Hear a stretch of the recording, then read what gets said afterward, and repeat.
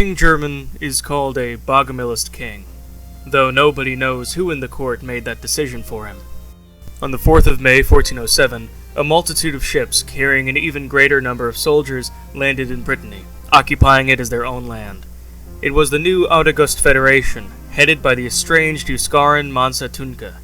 As such, Pope Benedictus VIII declared the 13th Crusade, with August Brittany as its target. With Chinese money coming in from the new Emperor Sui, the Pope is able to finance the crusade almost single-handedly. King German, a child and entertained at the idea of war, sends a letter to the Chinese requesting that they, too, go to war with the August Federation. The Emperor, for some inexplicable and eccentric reason, decides the child's wisdom is transcendent, for why else would he receive such a strange request from a 3-year-old unless the heavens divined it? As such, the Protector General Kat Chun marched west at the head of the Emperor's 65,000-man army with the intent of shattering the August Federation. On the 26th of March 1409, the 13th Crusade was a success, and Brittany was rewarded to Emperador Raimundo, the Inquisitor of Navarro. However, Emperador Laimicho of Milano died during the 13th Crusade without any heirs, and as a result the empire shattered. Blois took the north, Aquitaine the west, and Burgundy and Aragon the east, leaving Milano the central regions and those bordering Deutschland. On the 21st of January 1413, the August Federation was dismantled, and Africa returned to chaos, split between a multitude of tribes and petty kingdoms. These two devastations in such quick succession made the early 15th century characterized by the weakening of long-established empires, and made it clear that a change in the status quo was fast approaching. In an attempt to foster some unity amongst the multitudinous territories of her West African faithful, High Priestess Kilia declared a great holy war for Blois in France, across the Mediterranean. In 1417, King German sent a courtier on a diplomatic mission to the Kim Empire in the hopes of improving relations further. On the 1st of June 1418, the county of Khorasan, home of the Seljuks and at the time ruled over by the last Shah Reza's closest advisors, calling themselves the Hafizids, was conquered by a Catholic Mongol vassal of the Golden Horde named Noyab Dalshaya II of Mathura. Through his minor conquest, he snuffed out the Seljuks in their entirety. Now not even the successor state stood to proclaim their legacy or to proclaim their former glory. The scourge was finally gone, symbolically and practically.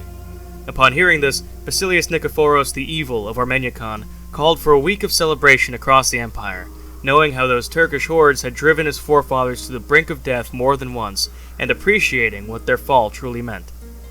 They now had no base to use for a resurgence, which they had done more than once before. Now they were never coming back. Meanwhile, on the 16th of October 1418, in order to ensure the security of his kingdom from his other French rivals, Ray Godscale the Indolent of Blois swore fealty to the Kim Empire, becoming a tributary state of the Western Protectorate. On the 15th of January 1419, the Sunni Khalifa al-Mustakfi, who had since taken up residence in the court of Khagan Jochi of Rajasthan, called a jihad against Arabia Felix, one of the Massalian kingdoms which broke away from Armeniakan, and furthermore was one of the few to remain independent. In November, King German, newly free of his regency, put down an Orthodox revolt. During the battle, however, he killed the leader of the revolt, now an unnamed peasant. His family looked on, watching him die, and called out to the Lord for help. King German knew that this was his god too. Then, what were they fighting over? He was a Bogomilist, but he would come to be known as perhaps the most tolerant Wallachian king to date, allowing his courtiers and subjects to choose whatever religion they pleased. Famously, he fired his court chaplain and refused to hire one again, shunning the position. He also moved to punish pogroms, carrying the price of indentured servitude for those who organized it. This went for all interreligious violence, too. He called this official policy the Acts of Tolerance. This made the religious minorities of Wallachia, which collectively made up a little over half the population, so endeared to him that he earned the moniker of the Great. A second great Jewish migration into Wallachia was set underway by King German's Acts of Tolerance, and their population would triple over the course of his reign. Bogomilists, however, were generally displeased at this development, and some zealots were incensed. They did not want to coexist with their former Orthodox oppressors, heretical Catholics, or devil-worshipping Massalians. Meanwhile, on the 19th of March 1420, a great Jurchen horde invaded the Kim Empire from the north of the Liao River, with the intent of taking the empire for themselves. Many questioned whether Emperor Muzong had lost the the mandate of heaven.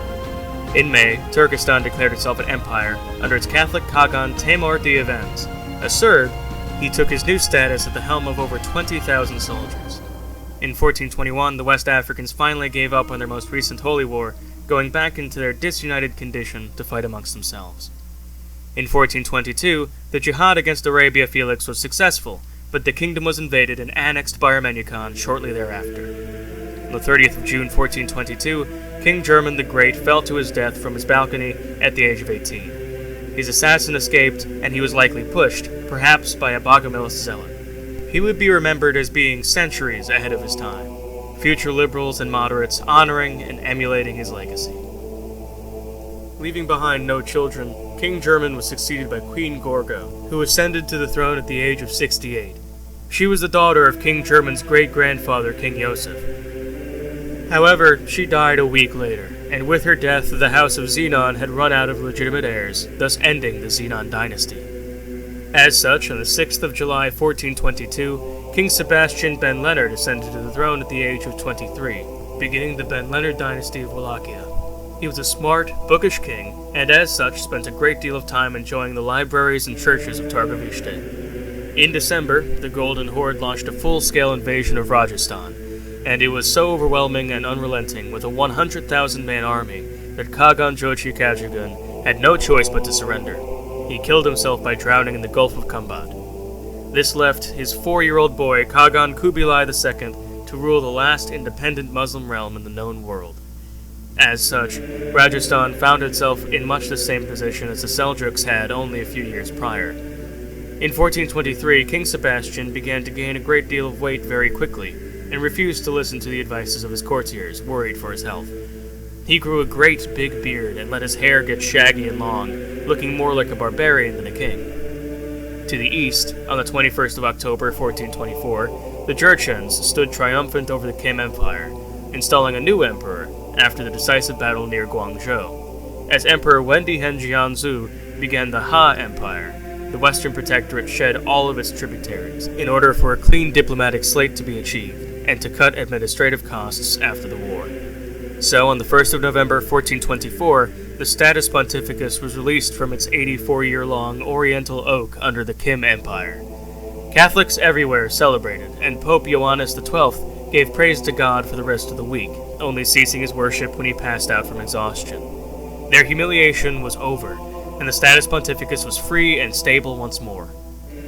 On the 1st of December 1426, Rajasthan was unable to any longer call itself an empire, and broke apart into Solanki in the west and Panchala in the east. In 1427, a son was born to King Sebastian and his queen Margarito, named Cosmin. On the 29th of August, Noregur declared itself an empire under Emperor Theodoric the Holy, a Catholic Anglesine.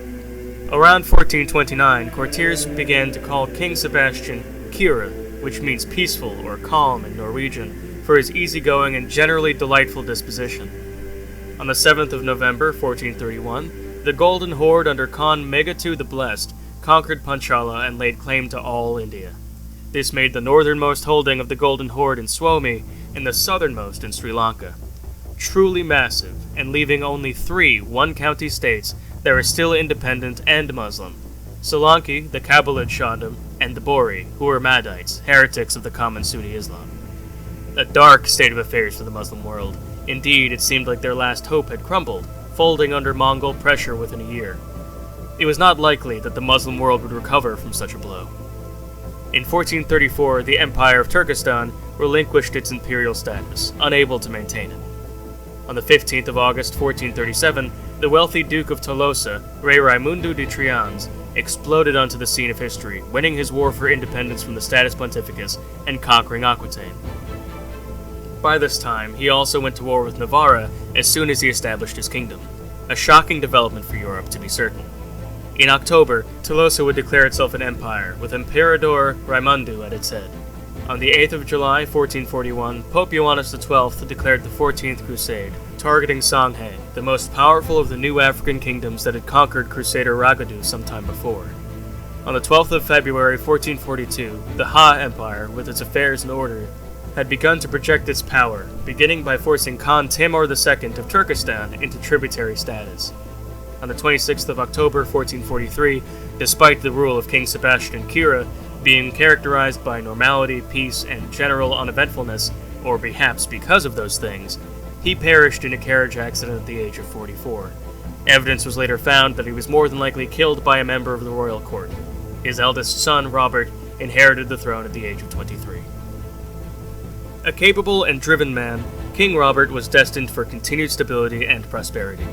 On the 13th of March 1444, the 14th Crusade was successful, and a Langobardo man named Rey Arnefrid de Luneville was made Rey of Sanghay. Arnefrid would promptly declare war on Kanem, conquering it before the year was out. In July, Solanki was conquered by the Golden Horde, leaving Bori and the Kabbalids completely surrounded. As the sun sets upon Europe in 1445, it looks upon a world settling into new firmaments of power. Deutschland had united itself hundreds of years ago and maintained its status as a rather threatening power while not using that power for warmongering.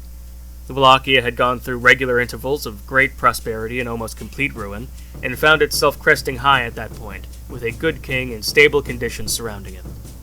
Navarra had continued its skirmishes with the African kingdoms for many ages now, but it had paid off. Navarra had wrested control of the gateway to the Atlantic. The Papal State lay in civil war, secularists vying with the Pope for a change of government away from theocracy.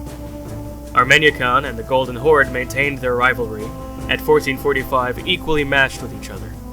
Each empire held dozens of enclaves in the other's territory, and such an arrangement had paradoxically forced the two into a kind of stalemate.